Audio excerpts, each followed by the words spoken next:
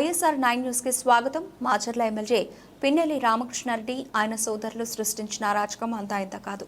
ఎన్నికల్లో ఎలాగైనా గెలవాలని ప్రత్యర్థులపై పిన్నెల్లి బ్రదర్స్ వారి అనుచరులు పెద్ద ఎత్తున దాడులకు పాల్పడ్డారు. పోలింగ్ రోజు వారు సృష్టించిన అరాచకాలు అన్ని ఇన్ని కావు. పోలీసులు కూడా వారికి అడ్డు చెప్పకపోవడంతో మాచర్లలో హింసకు పాల్పడ్డారు. ఈవీఎంను ధ్వంసం చేసిన పిన్నెల్లి తాజాగా పిన్నెల్లికి సంబంధించిన మరో సంఘటన వెలుగులోకి వచ్చింది. పోలింగ్ రోజున స్వయంగా ఈవీఎంను ఎమ్మెల్యే పిన్నెల్లి ధ్వంసం చేశారు. పాల్వాయి గేటు పోలింగ్ కేంద్రంలోని ఈవీఎంను పిన్నెల్లి పగలగొట్టారు.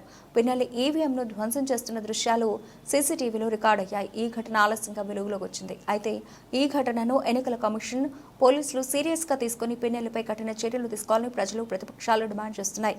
కాగా ఎన్నికల కమిషన్ రంగంలోకి దిగి పల్నాడు జిల్లాలో పోలింగ్ తర్వాత అలర్లకు పాల్పడిన వ్యక్తులపై కఠిన చర్యలు తీసుకుంటుంది. అలర్లు జరుగుతూ ఉంటే కట్టడి చేయకుండా ఉన్న అధికారులపై కూడా ఈసీ వేటు వేసింది.